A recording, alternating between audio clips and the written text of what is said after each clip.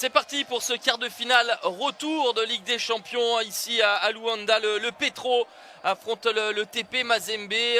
Tout reste possible pour ce match retour une semaine après le 0-0 de l'aller. Alors oui, on avait eu une équipe du TP qui avait été audacieuse, ambitieuse, mais qui n'avait pas été récompensée de toutes ces tentatives. Gageons que la donne soit différente cet après-midi. Et superbe Jaredi, ce centre un peu plombé, la remise du capitaine Azulão et puis derrière l'enchaînement de Jonathan Toro. Et là on sent qu'ils avaient il y avait tout pour marquer. Ils étaient hors de position. Oladapo est en retard. Le Nigérian, il a tout le temps il peut frapper à terre. En fait, ce qui se passe vraiment, c'est au troisième ralenti. On s'en rend vraiment compte. Son contrôle de la poitrine, il est intéressant. Attention à cette remise Toro. encore une fois d'Aluzao. Et cette fois-ci, ça passe. On avait déjà eu les mêmes protagonistes avec le travail d'Azulão pour Jonathan Toro. Le Hondurien n'avait pas réglé la mire sur la première et seule grosse opportunité de la rencontre. La deuxième est la bonne pour Toro et ça fait 1-0 pour cette équipe du Petro. Quand même, hein, c'est sur une touche, une longue touche. Encore la remise de Thiago Azulão et cette frappe en pivot pied droit. Alors est-ce que Alioune Fati est masqué? Parce que bon, la frappe, elle est aura du poteau, hein. Elle aura du poteau, même malgré son envergure. Tant qu'il s'entend. Ah, il a les fleurs, hein, me semble-t-il, hein, le portier sénégalais. Ouais. Là, il y a un joueur. Mais ça reste insuffisant. Ah, peut-être ici.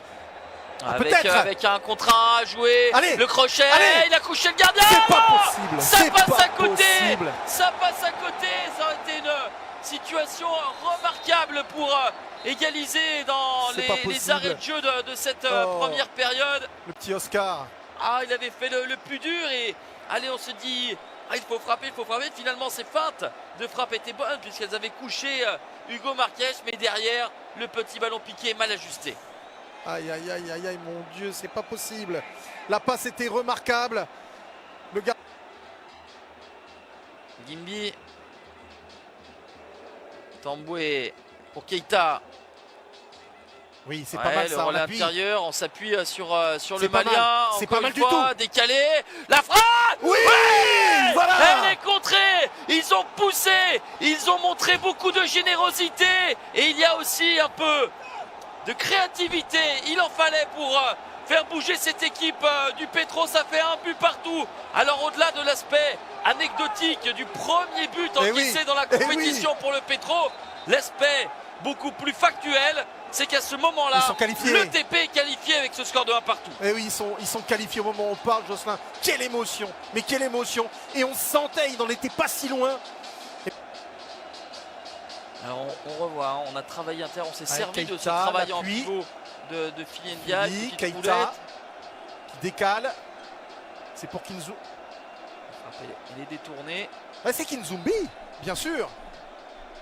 Philippe Kinzumbi, alors après il faut voir en dernier lieu qui détourne le ballon, hein, qui prend ensuite à contre-pied. Est-ce que c'est pas Pinto, Pedro Pinto? Non, c'est celui qui est derrière, voilà, c'est Kinito. Ah, c'est Kinito. Ah, ouais, vraiment, ça change radicalement la trajectoire parce qu'il anticipe clairement côté gauche et le ballon prend une petite trajectoire. Hein, le jet des bouteilles, oui, forcément, ils sont laissés. Le TP est en train de tenir pour l'instant sa qualification. Une nouvelle remise en touche. Avec le gardien qui est monté, Hugo Marques. Ça fait de longues minutes sur le corner. Attention, le deuxième, le poteau souvent isolé. Ça y est, allez récupérer le ballon. Allez, une accélération. Gimbi qui donne un bon ballon, peut-être là pour Patient Mamba. Il va marquer. Joël Ballet. Oui. Ils ont tenté le tout pour le tout en faisant sortir le gardien Hugo Marques, les Angolais. Et voilà la victoire. Non seulement la qualification, mais la victoire qui se profile pour le TP ici en terre angolaise. Ils ont pris des risques. Eh bien, derrière, il y a ce but du 2-1 pour le TP. Moïse Katumbi Chapwe qui est là. Frédéric Kidengue qui est là aussi. Les patrons du club de Mazembe. C'est la joie pour les supporters du tout-puissant Mazembe. Hugo Marques qui a essayé, il a fait ce que je pense tout gardien aurait fait, hein, essayer de venir, ça change pas grand chose en vérité, Jocelyn. Je veux dire, on le disait tout à l'heure pour Mazembe, Là, ça ne change pas grand-chose. Et puis derrière, ce très bon ballon donné dans l'axe, dans le dos de Tocarnero.